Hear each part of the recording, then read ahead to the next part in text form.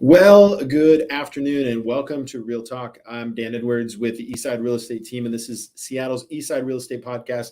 We've taken quite a moment away from our podcast, and I'm really excited to be back on after a minor hiatus. We're going to have a really fantastic podcast today. And if you are watching online on YouTube or Facebook, feel free to send us likes, put some comments in there. We can read your comments in real time. If you got any questions for the guests today, it'd be fantastic. We've got a kind of a lot to cover as the market has changed pretty significantly. And also, too, this is streamed on podcasts. So if you subscribe on Apple Podcasts, Google Podcasts, or any other podcast device, you can subscribe to this podcast and listen to me while you're in the car. That'd be kind of cool. So it is Wednesday, July 6th. Basically, half the year is done. We are halfway through, more than halfway through 2022, and what a year it has been. All right. Today, we're going to be meeting one of our newest agents with the Eastside Real Estate team, Sydney Odingo. We're also going to be welcoming Michael Roberson of Prime Property Inspections. Also, we'll have Ann Bryant from Bryant Law, and she is an estate planning attorney.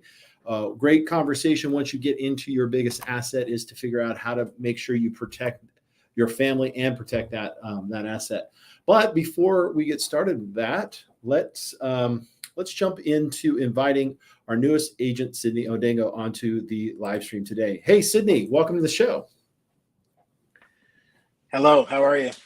All right, Sydney was literally having technical difficulties up to the last second, so I'm so glad you made it through. Sydney, we're going to actually just kind of talk a little bit like we did earlier this weekend on the market and what's going on, and talk about how home ownership can be a hedge against rising inflation. So Sydney, let's talk first and most importantly is how long have you been selling real estate? I've been a realtor licensed in Washington for 3 years now. For 3 years now. What got you started getting into real estate? My family always used to drag us as kids around to open houses on the weekends and always kind of had an eye on the market. It's something that just translated into what I feel passionate about, kind of just grew into it. Okay. And so when we talk about what's happening in the market, one of the big challenges that we see out there is inflation. What do you see as how that is affecting our buyers in this marketplace right now?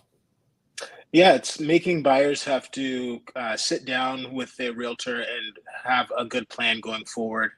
It has changed the market as far as inventory goes and how long properties are staying on the market. It allows them to kind of negotiate on their own terms more so than they have been in the last 6 months, if you will. Yeah, those are some good points, and let me unpack those all a little bit. Is from a standpoint of discretionary spending that people have available to them, because gas costs more, food costs more, that there's a little less to go around as far as the discretionary spending is concerned. So a lot of people are very concerned that they'll have enough money to make their mortgage payments, and so they're considering whether or not they should buy or sell. Wouldn't you agree? Yeah, I'd agree. Yeah. And then the second part of that you said is, changing the real estate market. And I think that's the interesting aspect of it that kind of actually almost balances itself out a little bit. And here's how I see it, Sydney. Tell me if you agree. But as a buyer now that has a little bit more flexibility in purchasing home, there's a chance that they don't have to actually pay above asking for a property. Is that right?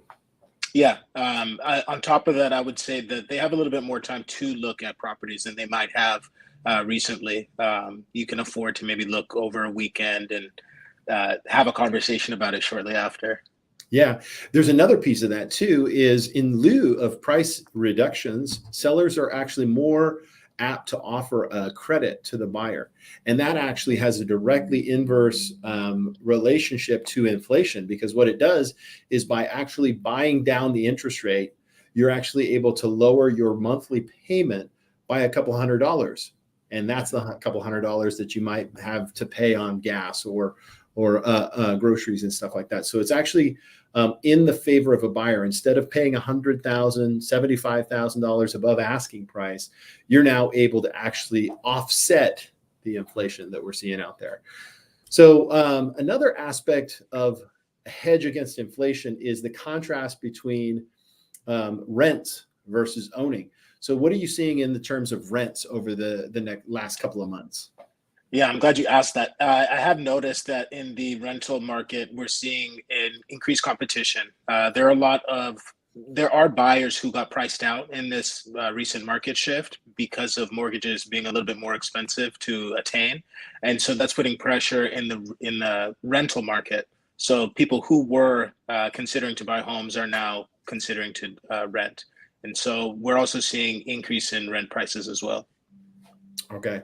Yeah, that's a real key. I actually myself was faced with the aspect of deciding whether I wanted to buy or rent. I sold my house and I was looking at the prospect of it. And it made me ill to think about paying somebody else's mortgage and to see what I ended up with. Like, it was almost a level of detachment from the home, because you looked at it and it was like, well, that's not my home. And yet I'm paying the amount of money that I would be paying if it was my home. And it was really kind of like made me sick to the stomach. So I went ahead and bought again. so yeah. So let's just finish this up. So buyers have a different opportunity. It's not the same as it was before. How do you feel about that, Sydney? I think, like you pointed out before, it kind of gives a feeling of balance in the markets. Earlier in the year, buyers were kind of getting tossed around. There's a little bit of a frenzy, I would say. So for someone who's representing buyers and sellers alike, I feel like there's balance in the market and there's opportunities for both buyers and sellers. Yeah, and we haven't really talked much about sellers, which we maybe bring that up on the next podcast. But I wanted to spend a little bit of time with buyers, just because there's a lot of people out there that have been on the sidelines because they did not want to be involved in these multiple offer situations. And my advice to you would be, get qualified and then see what the ramifications of some seller paid proceeds on your actually monthly payment. From the highs that we saw back in late May, we're down about a percentage point. So we bumped up over 6 and we've come down to somewhere between 5 and 5.5, somewhere in there is what I have heard, but it always changes. So I can't be 100% sure. Well, Sydney, number one, thanks for joining the Eastside Real Estate team. We're so excited to have somebody with your experience and your passion for real estate. I appreciate you joining us today on Seattle's Eastside Real Estate podcast. Thanks for how can buyers get a hold of you? Can get a hold of me, personal phone number 425-770-7046 or at sydney.odingo@kw.com. Awesome. All right. Well, thanks a lot. We're going to do a quick commercial break, and then we'll be bringing up Ann Bryant from Bryant Law in just one quick second. Thanks, Dan. Tired of the same old conversations at networking events that never lead to new clients? BNI is changing the way the world does business by connecting you to strategic relationships that can help you grow your business. BNI is the world's largest networking organization, helping hundreds of thousands of members around the world each year increase revenue through relationship marketing. For information about visiting a BNI chapter near you, go to the BNI Northwest website at bninw.com. Well, welcome back to Seattle's Eastside Real Estate Podcast. I'm Dan Edwards, your host with the Eastside Real Estate team, and we are going to welcome to the show Ann Bryant. So let me pop her onto the stream here. And Ann P. Bryant, Esquire, right? Is that how you say it as an attorney? Yes, if you're being fancy. If I'm trying to be fancy, I like that.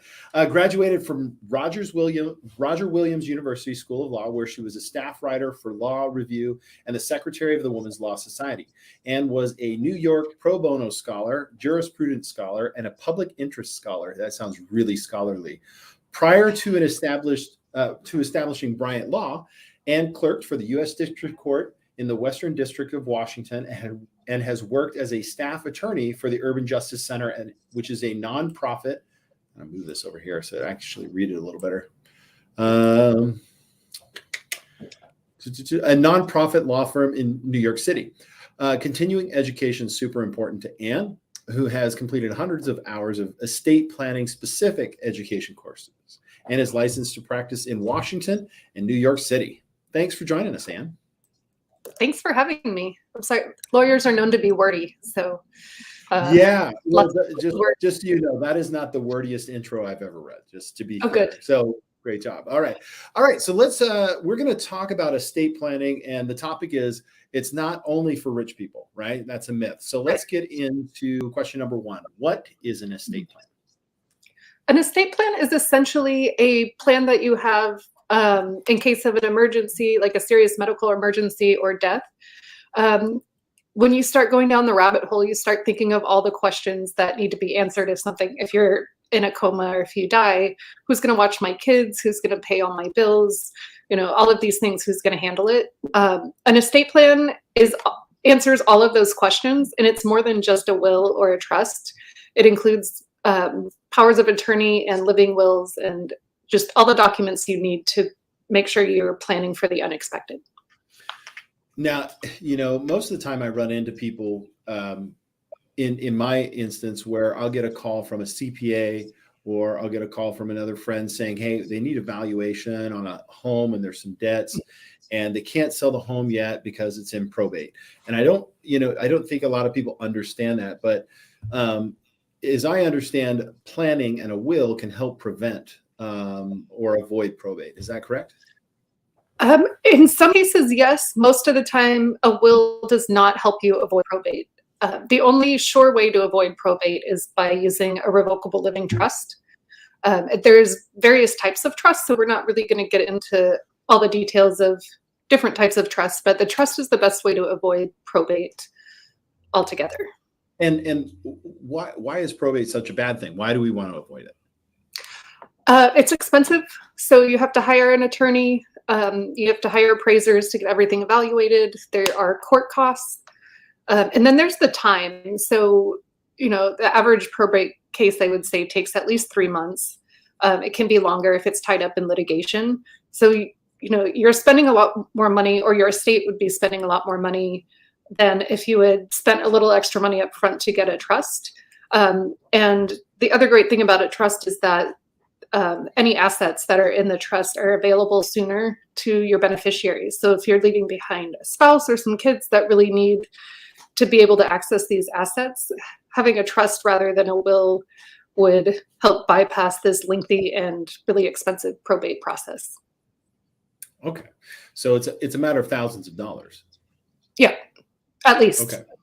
At least. Okay. At least in it.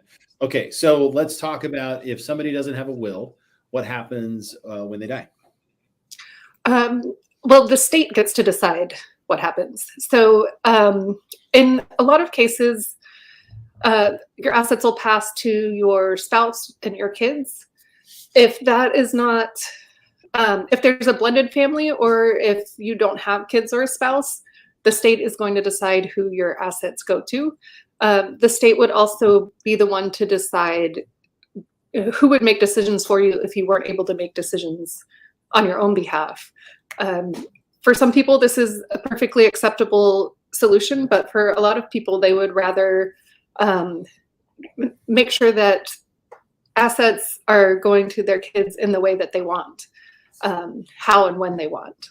So I'm super confused. I mean, so even if I have heirs, yet I don't have a written will of any kind, the state gets to decide what happens with my inheritance. Yes. Wow. And especially in blended family situations that can get convoluted. So it's really important to take the reins into your own hands. Gotcha. All right. So as you know, I'm fairly young and healthy. Why should I get an estate plan? Well, you are young and healthy, but anything can happen to any of us at any time. It's not just death we're planning for. We're also planning for potential emergencies, serious illnesses where you might be in and out of the hospital.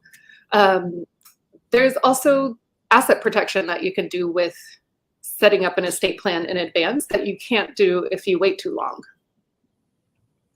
Okay. I think that it's always it's almost like, what's that saying? It's like you either fail to plan or you plan to fail. And this is kind of like that same instance where when you don't put a plan together, you're certainly planning to fail in this specific instance. Yes. All right. So why do I need a will if I'm married? I obviously just said that with regards to the spouse getting everything. If you don't have a will, basically the state steps in because there may be I remember from my real estate training talk about a will being like verbal, like that's a possibility, or written on just a piece of paper, like a back of a napkin and stuff like that. Those all could be valid. And so my assumption is that that's why the state steps in. It just seems crazy that the state would step in if you didn't do something. If you didn't do something, it's just like tough. It's going to probate. That's what probate is, right? Yes, and the importance of it. So even if everything is going to go to your spouse and you're 100% positive of that, there can still be a delay in the assets if everything is titled into one of the spouse's name. I have a client like this right now who her husband passed away and they didn't have a will. She ended up having to borrow money from people because she couldn't access the retirement plan that was wholly in his name. And she was going to get it eventually, but it put her in a really tough spot in the beginning because she didn't have the proper documentation in place. Oh, I see. So I have a funny story, just full disclosure. Ann is currently working on my estate plan right now. And so we were discussing inheritance, and my wife and I really hadn't had that conversation. So I posed the question to my son yesterday. This is so funny, Ann. I go, hey, so let's say you get $1 million. Somehow you fall into $1 million. What would you do with it? And he's like, well, I guess I come see you and ask you what I should do. And I was like, okay, well, let's just say I'm not available. He's like, okay, well, then I go ask mom. I was like, okay, well, let's just say mom's not available. He's like, what are you talking about? I was like, well, okay, well, just what would you do? He's like, well, I'd probably go over and ask Mrs. Neal what to do. So it was just so funny, right? Which leads me to my next question is like, how do we make sure, right, a kid doesn't blow their entire inheritance? Because we were talking about in the event that I were to pass away and my life insurance pays out. So how do we, what are some ways you go about making sure that, a young kid who's brand new in life, who gets a windfall inheritance doesn't just blow it? Well, the best way is to set up a trust for them. So whether you have a lifetime trust or a will, you can create a trust for your kids if something happens to you. And in that trust, you can set boundaries and age limits on when and how much they can access of the trust assets. You can put incentives on there, like, for instance, having them finish college. You can grant them access for specific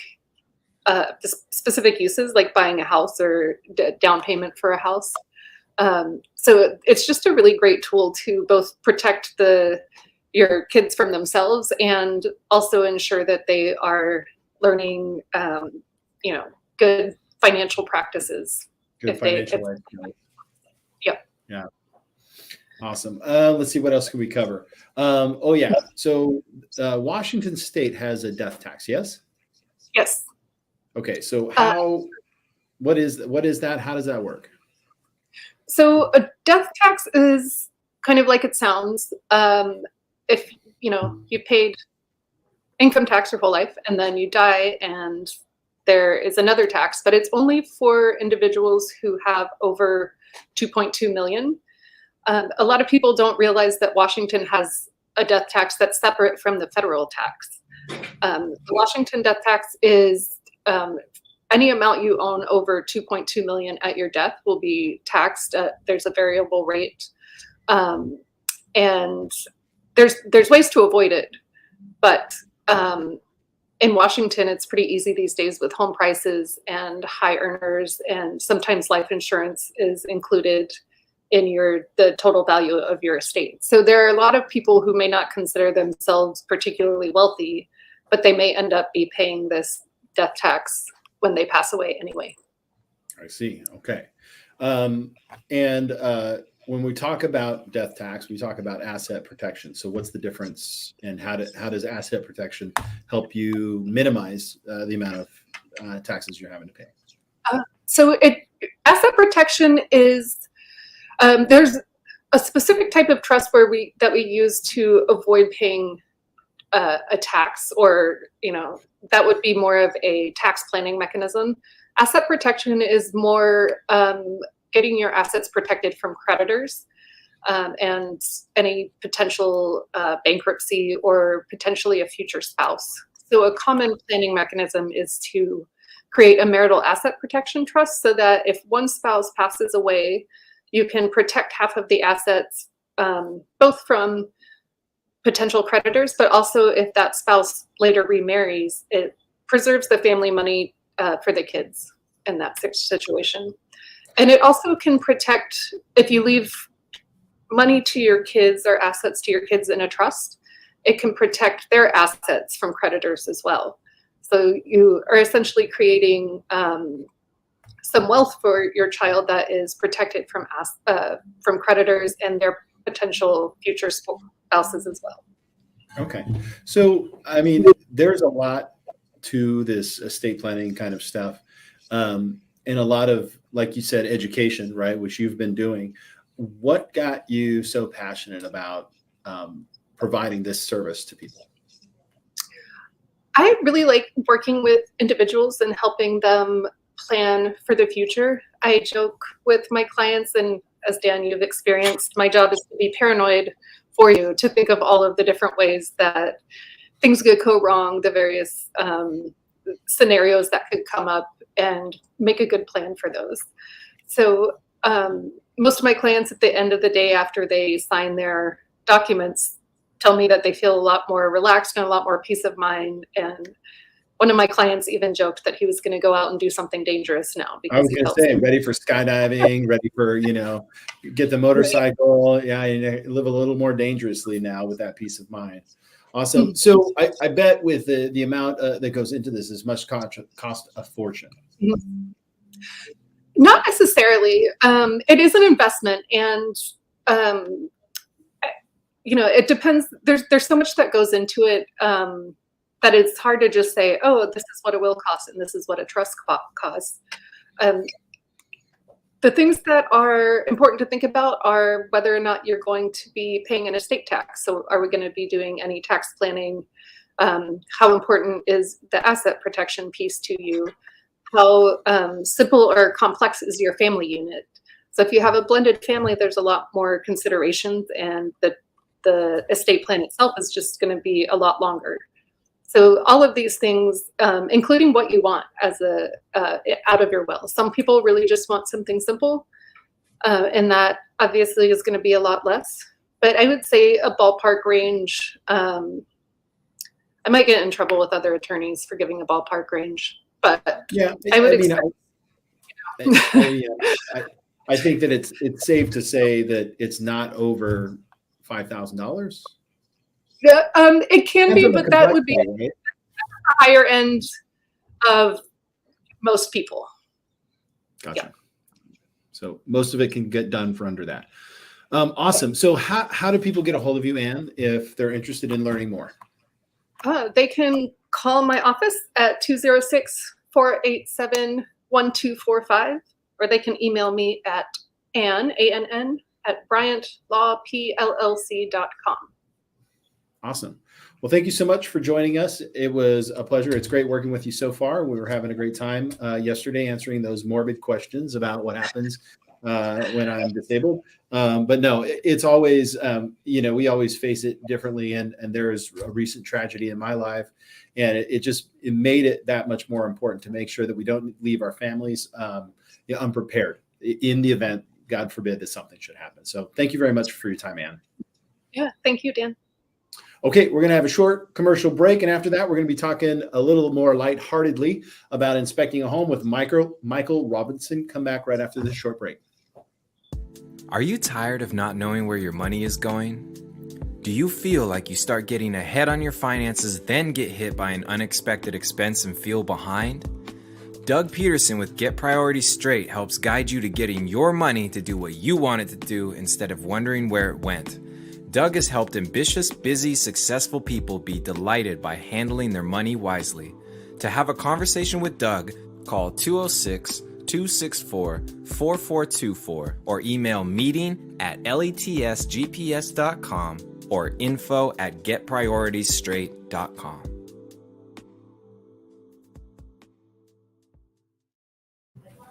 All right. So welcome back to the show. Dan Edwards with the Eastside Real Estate team on Seattle's Eastside Real Estate Podcast. And next up is our guest, Michael, who is Michael Roberson with his Prime Home Inspection. So let's bring Michael on the stream. Welcome to the show, Michael. Hi, how are you? Now, Michael is a man of fewer words, as his introduction is, Michael's a home inspector. He's amazing. So tell us a little bit about yourself, Michael. So I was actually raised on Guam. I moved out here recently with my family about 4 years ago. I've always worked on properties, either as I started from a cleaning business to contracting, now moved on to home inspection. So I've always kind of been in and around houses. I'm married, 3 children, love it.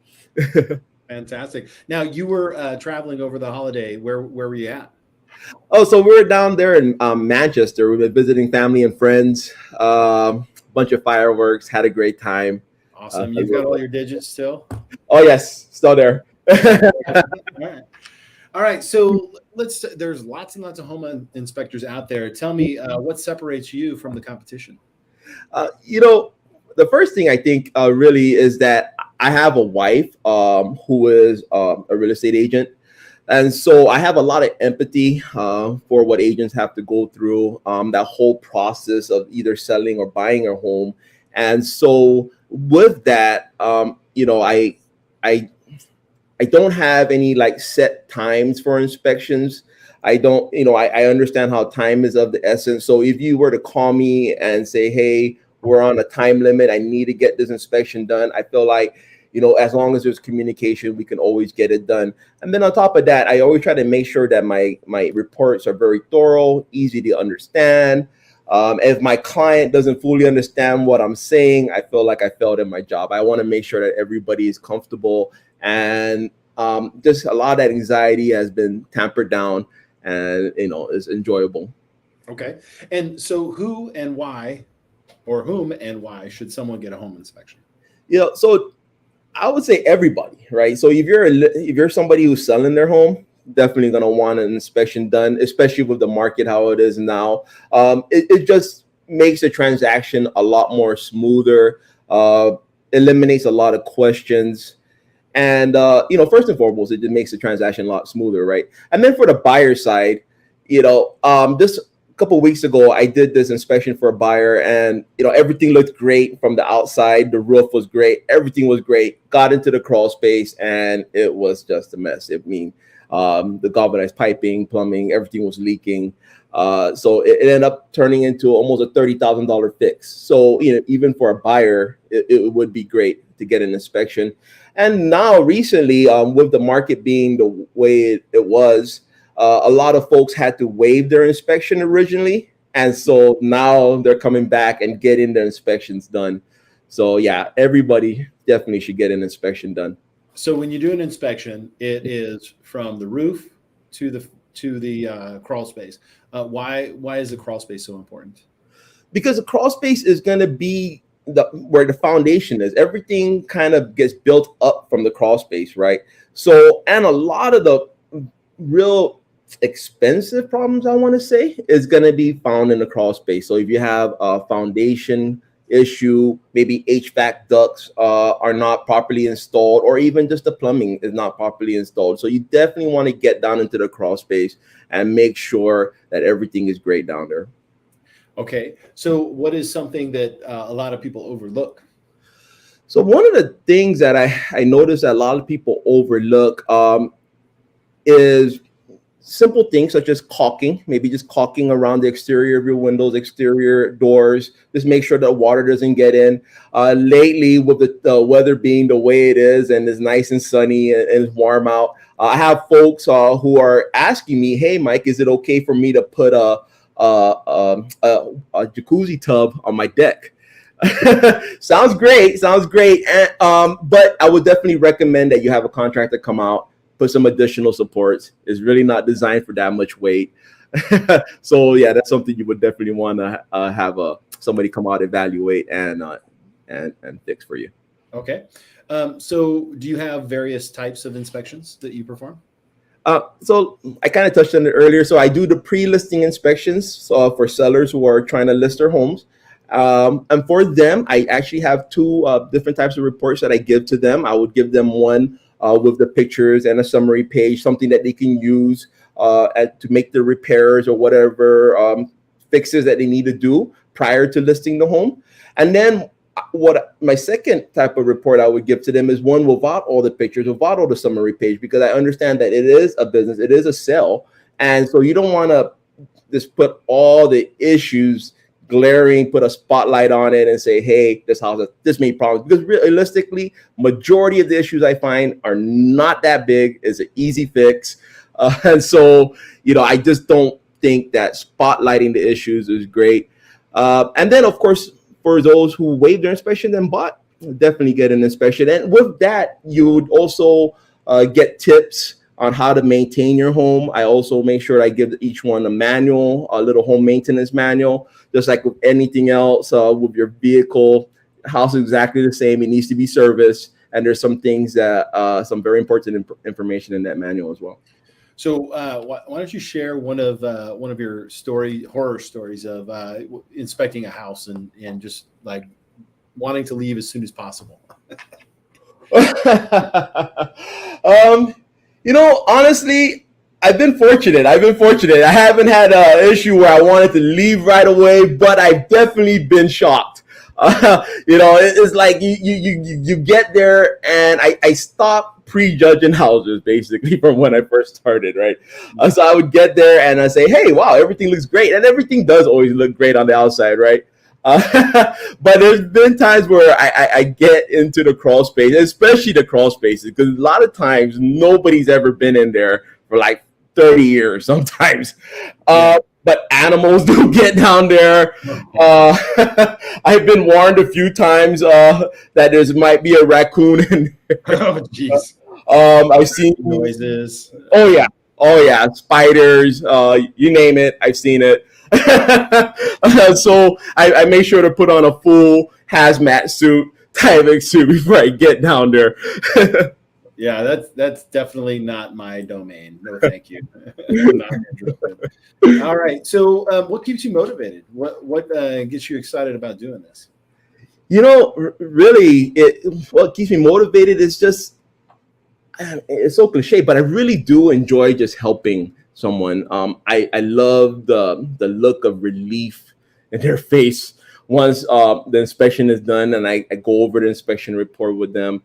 That's always great, right? Anytime you can help somebody, especially on a purchase of a home, right? Because I'm a family man myself. I understand how important homes are.